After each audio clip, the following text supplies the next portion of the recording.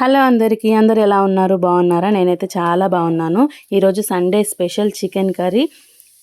చిన్న మసాలా ట్రిక్తో టేస్ట్ అయితే సూపర్గా ఉంటుంది. చికెన్ టేస్టే మారిపోతుంది, అంత సూపర్గా ఉంటుంది. నన్ను నమ్మి ఒకసారి అయితే ట్రై చేయండి. నేనైతే కేజీ చికెన్ తీసుకొని బాగా కడిగి కారం, ఉప్పు, పసుపు వేసి బాగా మ్యారినేట్ చేసి పెట్టాను. ఒక హాఫ్ అన్ అవర్ అయితే మ్యారినేట్ చేయండి. ఇప్పుడు ఒక గిన్నె తీసుకొని ఒక 4 ఇలాచీలు, 4 లవంగాలు, కొంచెం సాజీరా, దాల్చిన చెక్క, ఒక టీ స్పూన్ మిరియాలు, అలాగే ఒక టీ స్పూన్ గసగసాలు వేసి బాగా ఫ్రై చేయండి. కలర్ మారేంత వరకు ఫ్రై చేయాలి. వేసి మిక్సీ పట్టుకోవాలి. ఇందులో మీకు నచ్చితే ఎండు కొబ్బరి కూడా వేయండి, నేనైతే వేయలేదు.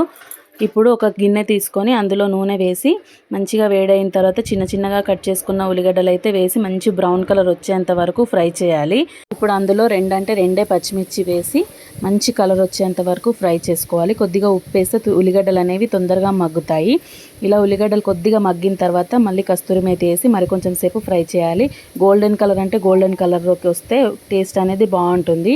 ఇప్పుడు అందులో కొద్దిగా అల్లం ఎల్లిగడ్డ, పసుపు వేసి మళ్ళీ ఒకసారి కలిపి మనం ముందుగా మ్యారినేట్ చేసుకున్న చికెన్ అయితే వేసి మంచిగా కలుపుకోవాలి.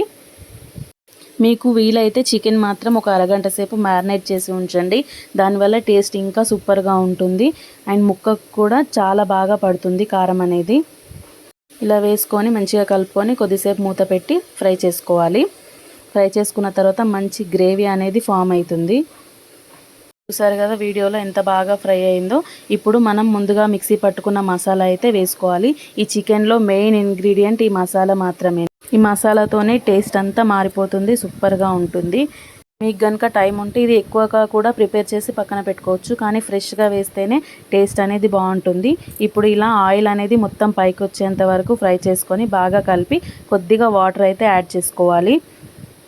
నేనైతే ఒక చిన్న గ్లాస్ వాటర్ అయితే యాడ్ చేసి మంచిగా కలుపుకొని కొద్దిసేపు మూత పెట్టాను. లాస్ట్లో దించేటప్పుడు కొద్దిగా కొత్తిమీర వేసి దించేసుకోవాలి, అంతే. ఇందులో మరి ఇంకే మసాలా కానీ ధనియాల పొడి కానీ యాడ్ చేసే అవసరం అయితే ఉండదు. సింపుల్గా రెడీ అయిపోతుంది.